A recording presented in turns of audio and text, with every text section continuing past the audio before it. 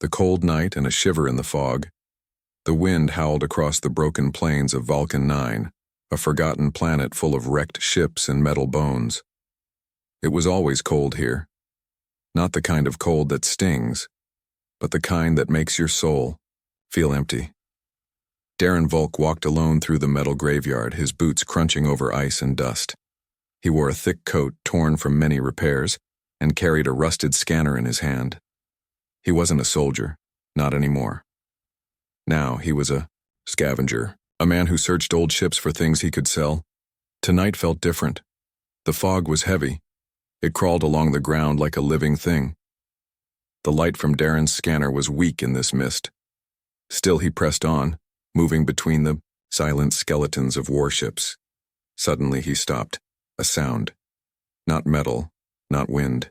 It was soft. It was crying. Darren's eyes narrowed. He turned off his scanner. Silence returned, but then the sound came again, a weak whimper, like someone trying not to be heard. It was coming from the direction of an old escape pod, half buried under scrap. He moved carefully. As he got closer, he saw something under a large piece of broken wing. It was small, shaking. Darren lifted the metal slowly. And there she was, an alien girl. Young, maybe the age of a teenager. Her skin was a deep violet, marked with bruises and glowing scars. Her hair was silver, messy and dirty. She had nothing on her body but a torn piece of cloth barely covering her. Metal cuffs hung from her wrists and ankles. One ankle was bleeding. She stared at him with wide, terrified eyes. She didn't speak, didn't move, just shivered like a leaf in a storm. Darren dropped his scanner and removed his coat. Without thinking, he wrapped it around her. "It's okay," he said softly. "I won't hurt you." She blinked. Her lips trembled, but no, words came, only tears. Darren looked around. Someone must have left her here. Or maybe dumped her. He knelt beside her and offered his hand. "Can you walk?" She flinched. He didn't push. Instead, he gently picked her up. She was light, too light. Skin and bones. Starving. As he walked back to his hideout, she clutched his coat tighter. Her head rested against his chest, but her body still trembled. The hideout was a small bunker hidden inside a crushed cargo ship. Inside there was a heater, some water, and a few food packs. It wasn't much, but it was safe. He placed her on the softest part of the floor and gave her a cup of warm water. She stared at it for a long time before slowly sipping it. Darren sat near her, watching silently. Minutes passed. Finally she spoke. Her voice was soft, cracked. "Don't sell me." Darren's heart stopped for a moment. "I won't," he said. "Never." She looked at him, eyes filled with pain and disbelief. "They always say that." He didn't answer. What could he say? Instead, he stood and turned on the heater. Warm air began to fill the bunker. The girl slowly curled up, coat still wrapped around her like armor. Her hands shook as she tried to hide her glowing scars. Darren walked to his locker, pulled out a clean blanket, and placed it over her. "Rest," he said. "You're safe here." She didn't answer, but for the first time she closed her eyes and cried herself to sleep. Darren sat near the door, rifle beside him, eyes on the scanner. He didn't know who she was. He didn't know what she had been through, but he knew one thing for sure. Someone would come looking for her, and next time, they might not be alone. The first night in the shelter, Ailira. That was the name Darren gave her in his mind. She hadn't spoken it, hadn't spoken much at all, but he couldn't keep calling her girl. Ailira meant hope in an old earth. Language. And in the middle of all this cold metal and war, that's what she looked like. A tiny spark of hope. The bunker was silent. Only the hum of the heater and the soft crackle of a solar battery filled the air. Darren didn't sleep that night. He sat by the door, rifle ready, eyes on the darkness. The fog outside was still thick. Sometimes it looked like shapes were moving in it. But maybe that was just his tired brain. Illyra hadn't moved in hours. She curled up in the corner, wearing his coat like armor. She breathed slow now, but her hands still twitched in her sleep, like she was fighting something even in her dreams. Then she screamed. Darren jumped. She clawed at the air, eyes shut, mumbling in a strange alien language. It wasn't words, it was pain. It was fear. It was the sound of someone who had been broken too many times. Darren rushed to her side. "Illyra, wake up! You're safe!" Her eyes flew open. She grabbed his arm, so fast, so strong, it surprised him. Her glowing fingers wrapped around his wrist like claws. For a second he saw something wild in her eyes. Not fear, not weakness, survival. But when she saw his face, her grip loosened. Her voice cracked. I thought I was still there." "You're not," Darren said gently. "You're here. You're free." She blinked. Her eyes filled with tears. But she didn't let them fall. Instead, she sat up and looked around the bunker like she was seeing it for the first time. "What is this place?" she asked slowly.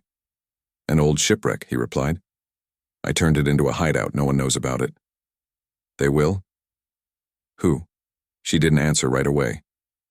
Then, in a low voice, she said, "The buyers. The ones who lost me." Darren felt a cold chill crawl down his spine. "They tracked you before?" he asked. She nodded. "Every slave is chipped. Under the skin. Near the heart." Darren stood, grabbed his old med kit and returned to her. "Then we get it out." She stared at him. "You're not a doctor." "No," he said, powering up an alien scanner. "But I've seen worse." The scanner beeped as he waved it over her chest.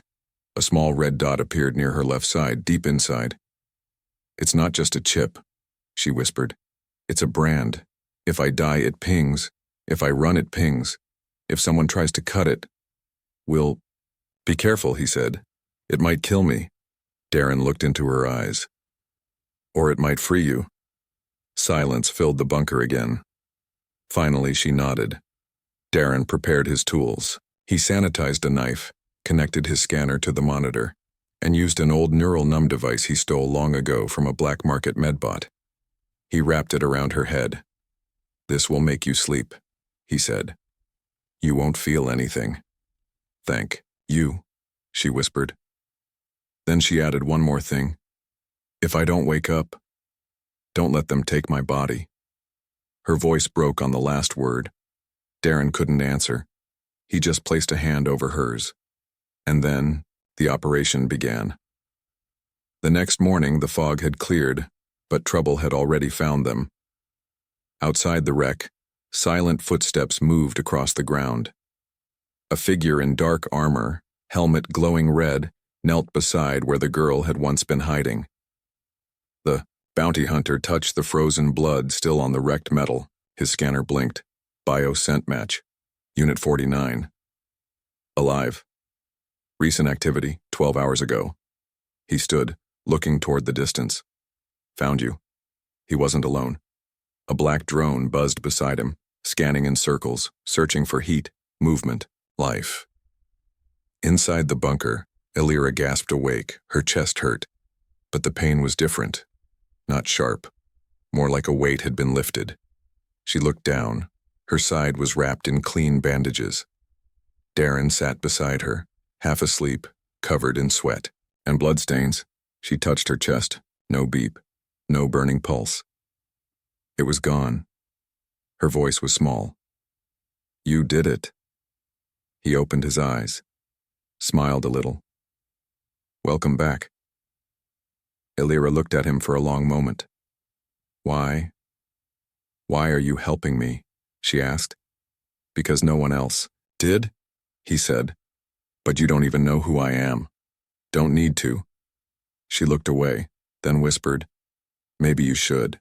Just then, the alarm went off. A soft beep. Movement detected outside.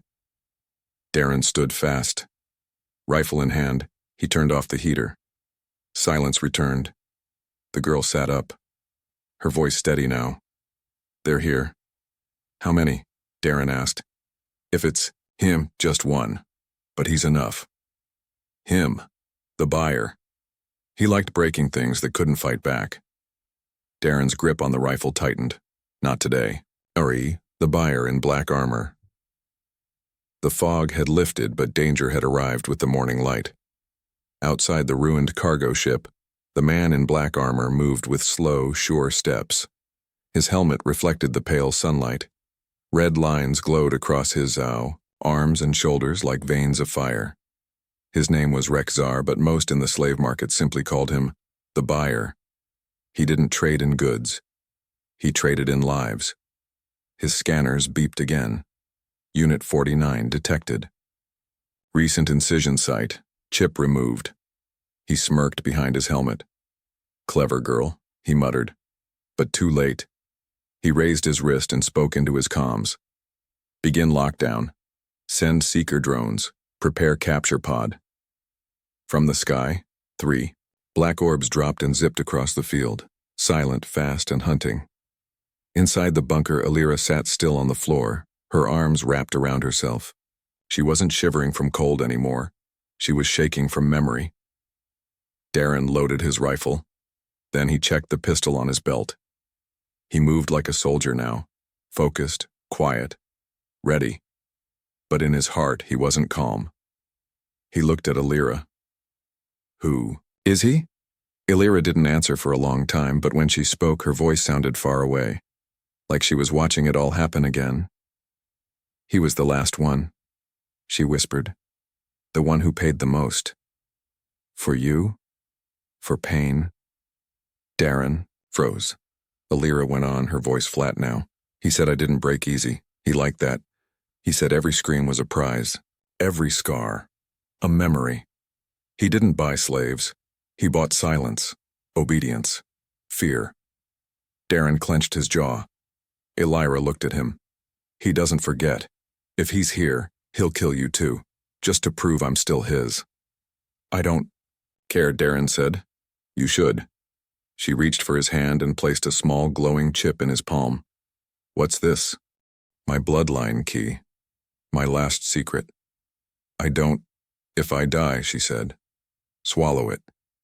Darren stared at her. Why would I? Because it's the only way to protect it. He wants it, but he doesn't know what it does. And what does it do? Alira hesitated. It unlocks something old, something powerful, a weapon, or a future. Before he could ask more, the bunker trembled. Boom! A shockwave hit the roof. Dust fell from the ceiling. Boom! Again. Darren turned to the monitor. Red dots surrounded them. Drones, he growled. They're sealing exits. Alira stood, weak but upright. We have one chance. Tell me. There's an escape shaft in the lower chamber, but it's narrow. Only one of us can fit, at a time. Darren nodded. You go first. What if you don't make it? He smiled faintly. Then make it count. They packed fast. Alira tucked the chip into a cloth and tied it around her neck. Darren slung a pack over his shoulder with extra ammo and a flare gun. They ran. The lower level of the cargo wreck was darker and older, filled with collapsed beams and melted walls. The shaft was hidden behind a cracked control panel. Darren ripped it open. Go. Alira looked up at him. Promise me something. What? Don't die here. Before he could reply, she slipped into the shaft. Darren covered the entrance with scrap and turned to face the sound of footsteps approaching from above. He climbed back up. Rexar stood in the doorway, his armor hissing with steam. They stared at each other in silence. Then Rexar spoke. His voice was deep. Calm. Cruel. I expected a merchant. Or a thief. Not a soldier. Not anymore, Darren replied. You took what's mine. She was never yours. Rexar chuckled. You think you saved her? He raised a hand. His gauntlet lit up. You just made her valuable again. Then he fired. Darren dove behind a crate as a red blast exploded beside him. The crate shattered, metal flying everywhere. He rolled, raised his rifle, and shot back. 3 hits. Sparks flew off Rexar's chest, but the armor held. They fought, blast after blast, shot after shot. The bunker became a war zone. Fires broke out. The heater exploded. The air turned hot and smoky. Darren's rifle clicked. Empty. Rexar marched forward unaffected by the flames. "You should have sold her," he growled. "You should have never touched her." Darren spat. The buyer raised his weapon again, but Darren threw his flare gun. Boom. It hit a fuel tank. The explosion sent Rexar flying through a wall. Outside, Aelira crawled out of the shaft and saw the smoke rise. Her heart stopped. Darren. But then, she saw movement. A figure limping through the fire. He was covered in ash. His coat was burning. But he was alive. Darren collapsed beside her, coughing. "Go," he gasped. "He's not dead, not yet." "Neither are we," she said, pulling him up. They ran toward the old skimmer parked in the distance, one Darren had hidden for emergencies. As they escaped, the bunker behind them collapsed in flames. Miles away, Rexar climbed out of the wreckage. His helmet was cracked, his face was burned, but his eyes were still full of hunger. "You can run," he whispered. "But you belong to me, Unit 49, and no one takes what's mine. Secrets in the sand and blood in the stars." The skimmer raced across the wasteland, its engine howling like a dying beast. Darren drove with blood on his shirt and smoke in his lungs.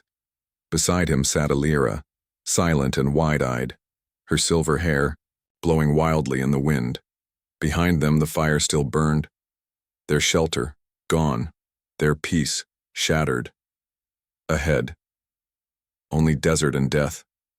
"We need a place to hide," Darren said between gasps. "Somewhere far, somewhere cold." Aelira looked down at the cloth tied around her neck.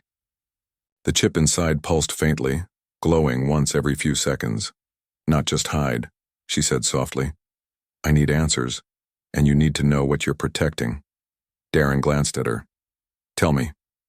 Aelira hesitated. Then slowly she spoke. "I wasn't born in chains. I was born in a temple." "Temple?" "My people called it the Cradle of Suns. It floated above a burning sea. Only the royal bloodline could enter its core." Darren said nothing. He just drove. "My mother was a priestess," she continued. "My father, no one knew. I was born with marks on my skin.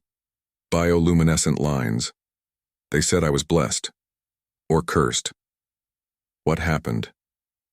"War happened," she whispered. "A civil war between the faithful and the powerful. The temple fell. My people were scattered. I was taken during the firestorm." Her fingers trembled. "They killed the old bloodlines. But they didn't know. One child survived. One key." She looked at him, eyes glowing faintly. "Me." Darren felt a chill. "And the chip? It's a map. It only activates when it touches royal blood. It leads to something ancient. Something even my people feared. A weapon? Or a voice?" Before he could ask more, the skimmer beeped. "Low fuel. We'll need to stop," he said. "There's a canyon nearby. Redstone Gulch. I remember it from slave transport routes. They never patrolled it." Darren nodded and turned the skimmer east. The gulch was deep, narrow, and silent. Massive cliffs of red and gold stone rose around them like ancient guards. Wind howled through the cracks, whispering voices long lost. They found an old mining station buried in sand. Its roof had collapsed, but the inner chambers still worked. Darren set up camp. Aelira lay beside the old heater, staring at the cracked ceiling. "You saved me again," she said. "You saved yourself," Darren replied. "You could have run. I don't run from people who need me."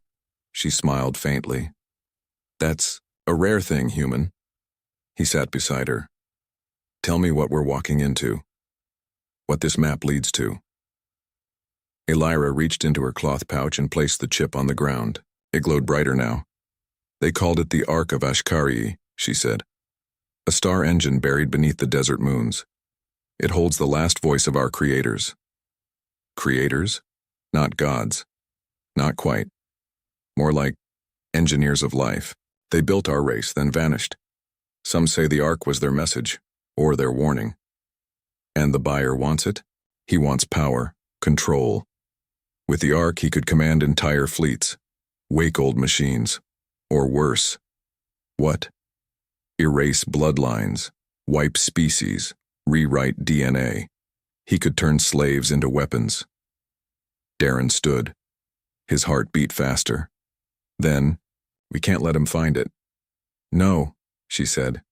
But we're not the only ones who know now. Darren frowned. What do you mean? She pointed to the chip. It pulses when others are near. Others with royal code. Someone else is moving, toward the Ark. An ally? Or a rival? Suddenly the walls of the canyon shook. Boom. Sand rained down from above. A red light filled the sky. Darren grabbed his rifle. Outside shadows moved, shaped like men but taller, leaner. Armor that shimmered like glass. Weapons drawn. Elira stood. They're ghost-born, hunters of royal blood. They serve no master, only the old code. Can they be reasoned with? No, they come only for the key. Darren raised his weapon. Then they'll have to take it from my dead hands. Elira stepped forward, her hands glowing faintly. Or mine. The ghost-born entered the canyon. 3 of them, moving without sound. The leader raised a blade, made of liquid light. Unit 49. It spoke in a metallic voice. Return the key. I'm not a unit, Elira said calmly. I'm a queen. With that, she raised her arm, and the chip on the ground exploded with light. The ghost-born froze. The canyon trembled again, and from the sand, something rose. A massive hand, stone carved with symbols, emerged from beneath the ground. Then another. A huge head followed, with glowing eyes and a crown made of stars. Darren stepped back in shock. What the hell is that? The Guardian, Elira whispered. The Ark is near. The Ghostborn attacked, but the Stone Guardian crushed one with a single swing. The others retreated. Elira dropped to her knees, breathing hard. Are you okay? Darren rushed to her. It's calling me, she said. It's opening. Far in the canyon wall, a door appeared. Round, ancient, glowing. That's it, she said. The Ark. But behind them, another shadow rose. Rexar, burned, furious. Alive. I followed the signal, he said. Thank you for unlocking it. He raised a gun unlike any Darren had ever seen. Now move, or watch your queen die. The Ark awakens.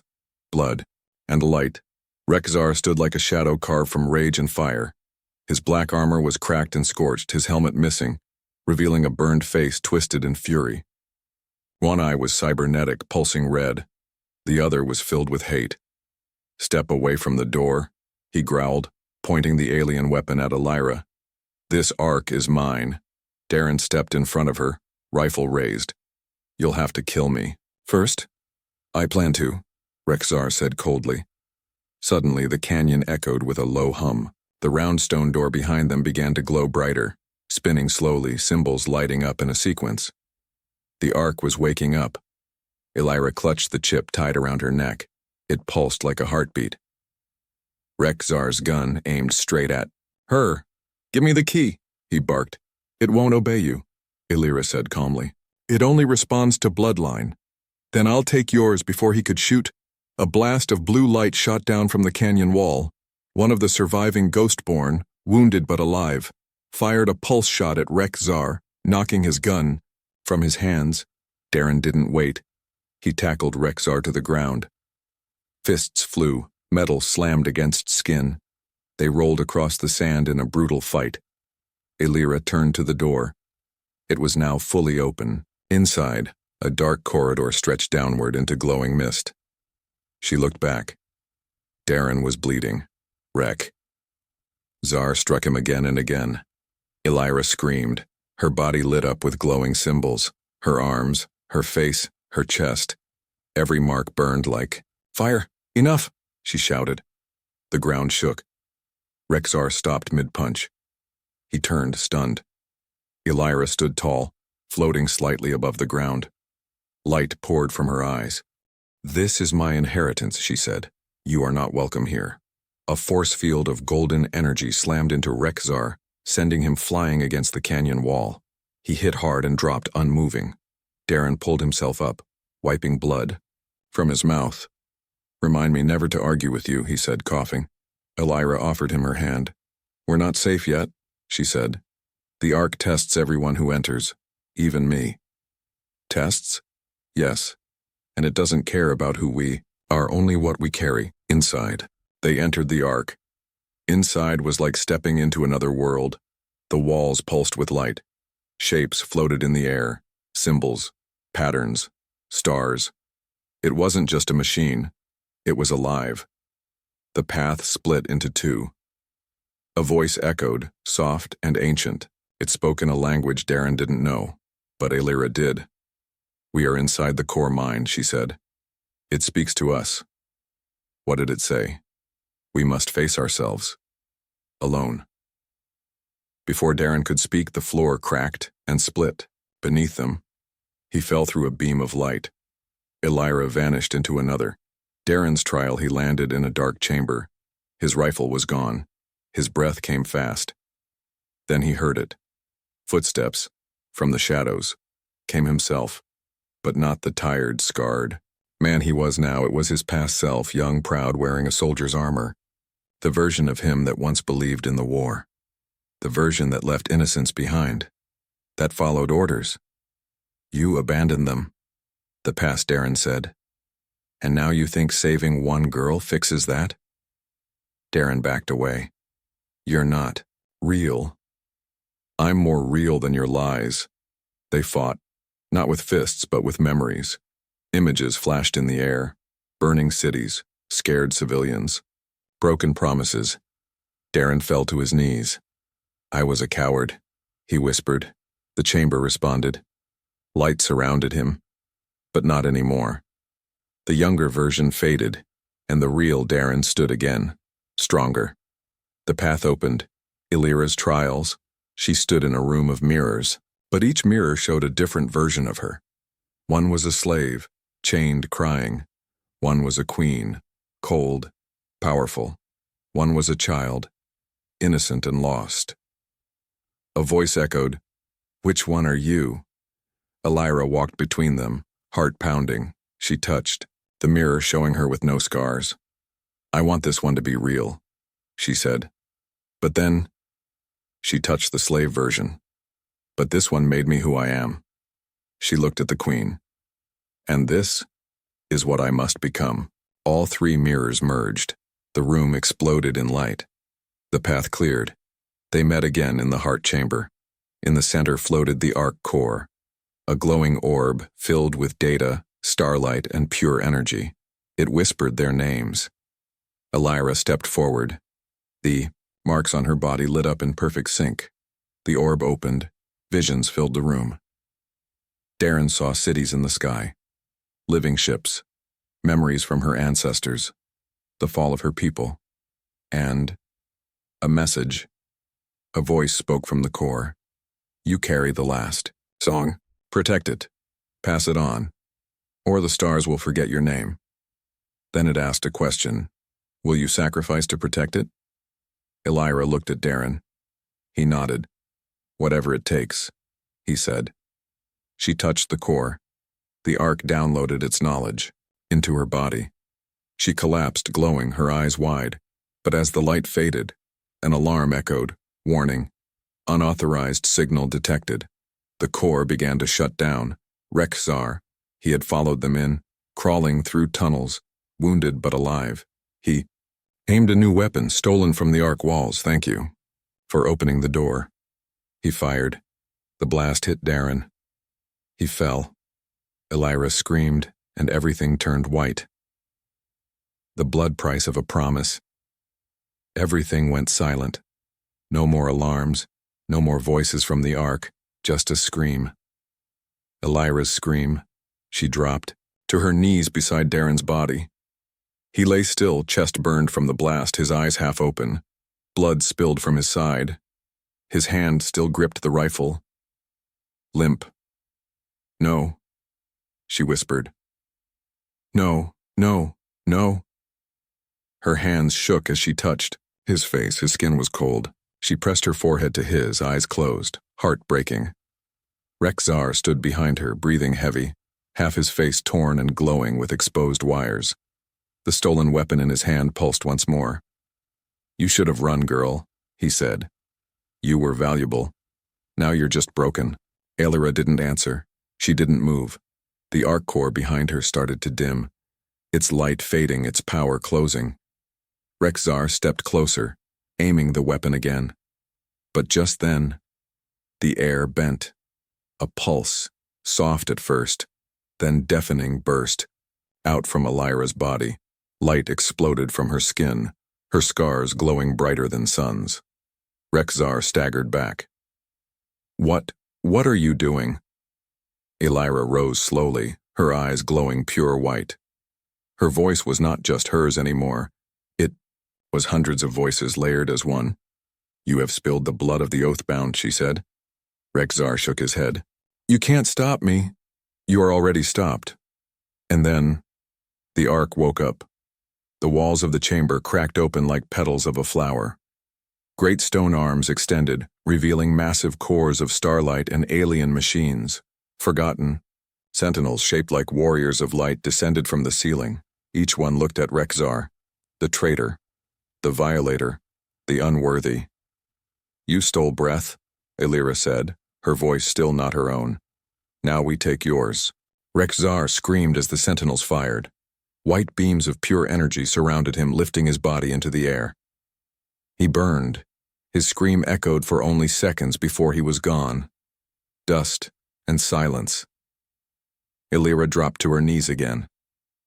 The light around her faded. Her own body seemed to dim. "Please," she whispered to the ark, "bring him back. He didn't deserve this." The ark core floated down to her. A final light pulsed inside it. "One gift may be granted," the voice said, "but all gifts require a price." "Anything," Aelira said. "Take whatever you want. Your memory, your name, your voice." She didn't hesitate. "Take them all."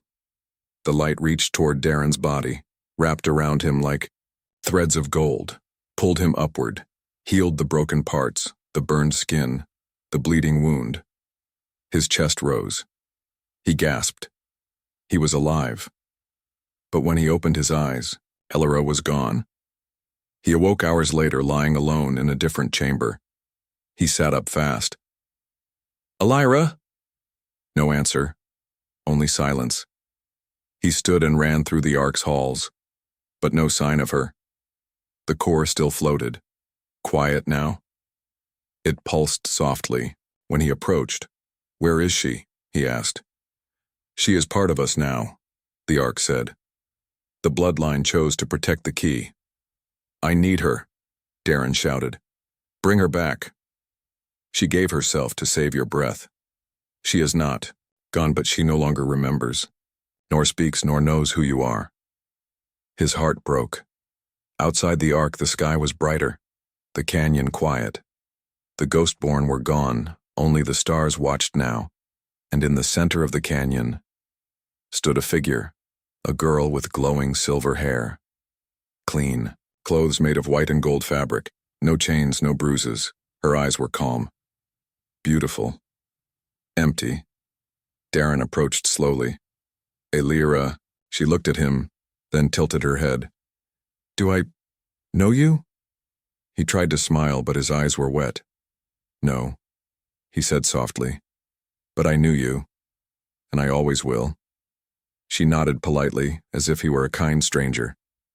She turned and walked toward a ship waiting on the edge of the cliff, not the skimmer, a royal vessel, called to her by the ark's power, ready to take her back to her people.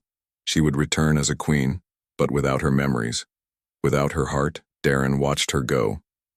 He could have called out. He didn't, because she had given everything. For him. And now, she was free. Later that night, Darren stood alone beside the ark's entrance. He touched the stone wall. "You took her," he said. The ark pulsed. "No," she gave herself. "Will she ever remember me?" "Only if the stars choose to be kind." Darren looked to the sky. "Then I'll wait. The stars remember what hearts cannot." 3 years later, the sky over Nova Aria, the capital city of the alien homeworld, shimmered with silver-blue lights. Massive towers floated in the air, each humming softly with power drawn from ancient star cores. Peaceful music played in the streets, laughter filled the air. The city had been reborn, and at its heart stood Queen Elira. She wore robes of white and gold, her silver hair now tied into a glowing crown of woven light. She moved with grace, with strength, but also with silence. No one knew the full story of her return, not even her. They only knew she came from the Ark, chosen by the ancients, glowing with power, her memories sealed away. She ruled with fairness, with wisdom. But her eyes, they were always searching for something, for someone. On a forgotten world far away, Darren Volk sat on the edge of a cliff, watching twin suns rise. He lived quietly now. He didn't scavenge anymore. He didn't fight. He planted. He read. And every night, he looked to the stars. He had turned down medals, rewards. He refused to tell the Ark's secret. The only thing he kept was a small glowing crystal around his neck, a gift left behind in the Ark's chamber, glowing softly, beating like a heart. Once a week, he sent a message into space. Not words, just a feeling, a pulse. He didn't expect anything back, but on the 156th week, he got one. Queen's Chamber. Nova Aria Lyra stood alone in her garden of light flowers. The night sky above glowed with thousands of moons.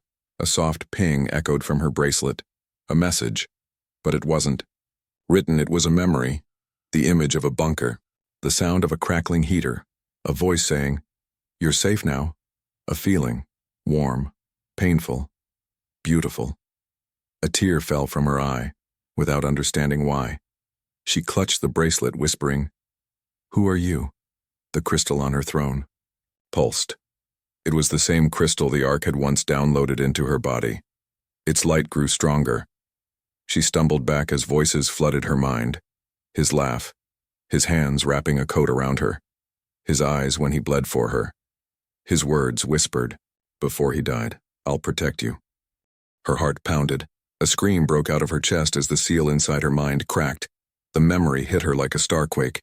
She collapsed, her guards rushed in, but the air around her pulsed. "Do not touch her," a voice said, from nowhere and everywhere. The Ark itself. The stars have chosen. The gift is returned. Elira gasped as everything came back. Every scar, every tear, every kiss of kindness. Darren. 6 days later, Outer Rim Planet 729. Darren was tending his small garden when the sky went dark. He looked up.